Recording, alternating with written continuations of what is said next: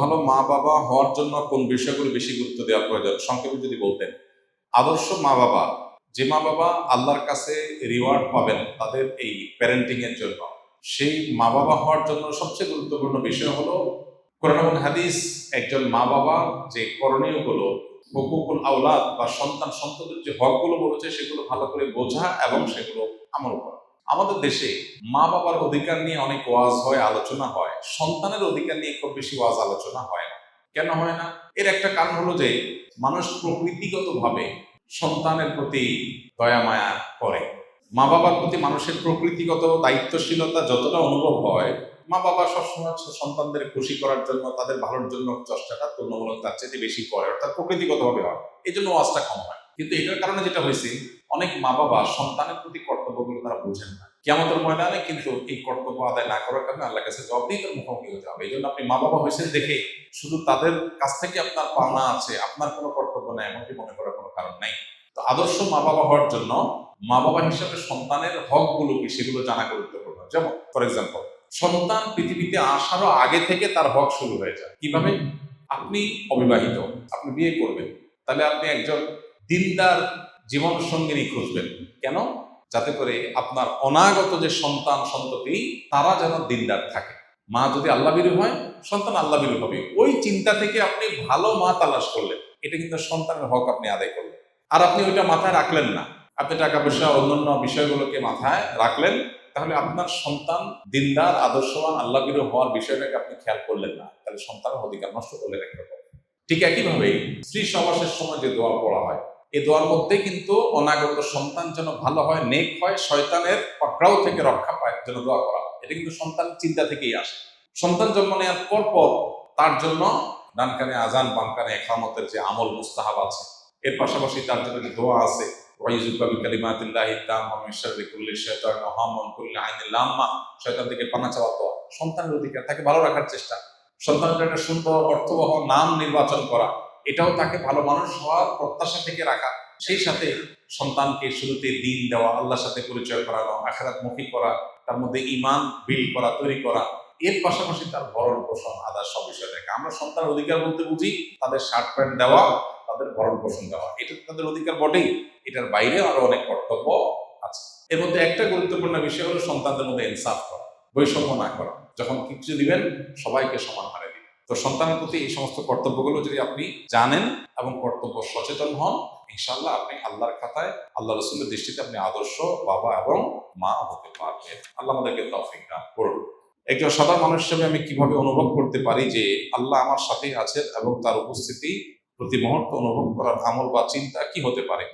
এটা হলো তাকওয়ার সর্বোচ্চ লেভেল ভাই। ইহসান বলা হয় যেটাকে, আনতা আবুদাল্লাহ কান্নাকা তারা, আল্লাহকে দেখছেন এই অনুভব নিয়ে ইবাদত করতে পারা, এটা হলো ইসলাম, ঈমান, এরপরে ইহসান। সর্বোচ্চ লেভেলের আপার ক্লাসের মুসলমান হওয়ার মাধ্যমে এটা হতে পারে। এটা কিভাবে হবে?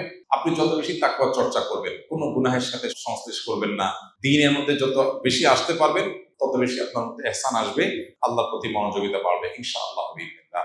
স্কিলে অবস্থান করার সময় আমরা একটি সুন্দর পরিবেশে ইবাদতের জন্য চাপে থাকলে একসময় ভালো ইবাদতের জন্য মন বসতো, কিন্তু এখন আমার ঠিকমতো ইবাদতের জন্য মন বসে না। তাই আমাদের কি সাপ্তাহিক আমলের রুটিন, স্কিলে অবস্থানরত শিক্ষকরা যেভাবে আমল করেন, আমাদের কি এর আওতায় আনা যায় কিনা অনলাইনে, এতে করে আমাদের আমলের প্রতি যত্নবান হওয়া যাবে। মাশাআল্লাহ, খুবই দরকারি একটা প্রশ্ন করেছেন আমাদের এলামনাই কোনো একজন ভাই, যিনি আগে স্কিলে প্রশিক্ষণ নিয়েছেন, এখন কর্মজীবনে আছেন, কোথাও চাকরি বাকরি করেন। তার হালত বলেছেন তিনি যে এখানে একটা পরিবেশের মধ্যে থেকে আমল করা সহজ হয়, অন্য জায়গায় গেলে সেটা কর্মজীবনে সেটা হয় না। এটা মানুষের প্রকৃতি। মানুষ যখন অনুকূল পরিবেশে থাকে তখন আমল করতে পারে, প্রতিকূল পরিবেশে গেলে সেই সুযোগটা হয় না। এই জন্য তাকে কয়েকটা কাজ করতে হয়। এর মধ্যে সবচেয়ে বড় কাজ হলো তিনি যেখানে আছেন ওর মধ্যে তার অনুকূল পরিবেশ খুঁজে বের করতে হয়। আপনার অফিসে নিশ্চয়ই কিছু নামাজি মানুষ আছে, নিশ্চয়ই একটা ভালো মানুষ আছে, তাদের সাথে সম্পর্ক গড়ে তুলতে হয়। এমন জায়গায় বাসা নিতে হয় যেখানে ভালো মানুষের সাথে সংস্রব বেশি হবে, এমন জায়গায় নামাজ পড়বেন যেখানে ভালো মানুষ বেশি পাওয়া যাবে। আর যেটা আপনি প্রস্তাব করেছেন, যেটা স্কিলের যারা দায়িত্বশীল আছেন তাদেরকে আমি বলবো বিবেচনা করার জন্য, যে আমাদের এলামনাইদেরকে কিভাবে আমলের ট্র্যাকের মধ্যে রাখা যায়। তবে আমরা একটা সুসংবাদ আপনাদেরকে দেই, আমরা ইনশাআল্লাহ অচিরেই একটা অ্যাপ ডেভেলপ করতে যাচ্ছি, যে অ্যাপের মাধ্যমে আমাদের হ্যাবিট গুলো আমরা শেয়ার করতে পারবো। যে যেখানে থাকি না কেন প্রতিদিন ইনপুট দিতে পারবো, আমাদের পরস্পর কম্পিটিশন হবে, জানাশোনা হবে এবং অনলাইনে আমরা একে অন্যকে ইনশাআল্লাহ তদারকি করতে পারবো, একটা নেটওয়ার্কের মধ্যে রাখতে পারবো। আশা করা যায় সেটা আমাদের আমলের ধারাবাহিকতা ধরে রাখতে হেল্পফুল হবে। এবং এছাড়া এখানে মসজিদে যেহেতু আমরা জমা শুরু করেছি, যাদের সুযোগ আছে এখানে জমা করলেন, জমা পরবর্তী প্রোগ্রামে শরীক হলে, এবং পরবর্তীতে আমরা এখানে রাত্রি যাপনের জন্য ব্যবস্থা রাখবো ইনশাআল্লাহ। যে সব পূজারী রাত্রি যাপন হবে, রাত্রি যাপন হলে তখন আমরা রাত পরে ইবাদতের সুযোগ পাবো ইনশাআল্লাহ। জেনারেল পড়ুয়া ছাত্রদের ক্ষেত্রে ক্যারিয়ার ও দিনের ভারসাম্য কিভাবে বজায় রাখা যায়? জেনারেল পড়ুয়া ছাত্র ভাইয়েরা তাদের ক্যারিয়ার এবং দিনদারিতা এটার মধ্যে ভারসাম্য রাখার জন্য তার আগে প্রায়োরিটিটা বোঝা দরকার। তার জন্য আখেরাতটা গুরুত্বপূর্ণ নাকি দুনিয়াটা গুরুত্বপূর্ণ? নিশ্চয়ই একজন ইমানদারের কাছে আখেরাত গুরুত্বপূর্ণ। সেক্ষেত্রে পরিপূর্ণভাবে যদি তার ঈমান তিনি রপ্ত করে ফেলতে পারেন, ঈমান যদি তার কাছে স্পষ্ট হয়ে যায়, তাহলে ইনশাআল্লাহ বিদিনিল্লাহ তার জন্য এই ডিসিশন মেক করা সহজ হবে যে আমার ক্যারিয়ার এবং দিন দুইটার একটাকে রাখতে হলে আমি কোনটা রাখবো। একজন ইমানদার অবশ্যই তার দিন রাখবে, ক্যারিয়ার চলে গেলে হবে। তো এই যে প্রায়োরিটি বোঝা, কোনটাকে আমরা বেশি গুরুত্ব দিব, এটা আমাদের ম্যাক্সিমাম মুসলমানদের মধ্যে দেখা যায় যে এটার ঘাটতি আছে। এটার ঘাটতি দূর করার জন্য আমাদের দিনটাকে নতুনভাবে বোঝা দরকার। স্কিলে যে দাওয়াতি কাজ হয় সেটার একটা বড় উদ্দেশ্য হলো এটা, শুধু কিছু সূরা মুখস্থ করানো, সহি করা আর গদবাদা কিছু জিনিস মুখস্থ করার উদ্দেশ্য না। ভেতর থেকে আমাদের এই ফিলটা হওয়া যে আমি দুনিয়াতে অল্প কিছুদিন থাকবো, অনন্তকাল আমাকে আখেরাতে থাকতে হবে, সো সেটা আমার মূল প্রায়োরিটি। এটা রেখে আমার বাকিটা হবে আলহামদুলিল্লাহ, না হলে আমি স্যাক্রিফাইস করবো ইনশাআল্লাহ বিদিনিল্লাহ। এটার জন্য দিন বোঝাটা গুরুত্বপূর্ণ, ঈমানটা বোঝা গুরুত্বপূর্ণ। সেটা যদি আপনি বুঝতে পারেন ইনশাআল্লাহ বিদিনিল্লাহ আপনার জন্য সিদ্ধান্ত নেওয়াটা সহজ হবে। আসুন্নাহ ফাউন্ডেশন, উম্মার স্বার্থে সুন্নাহর সাথে।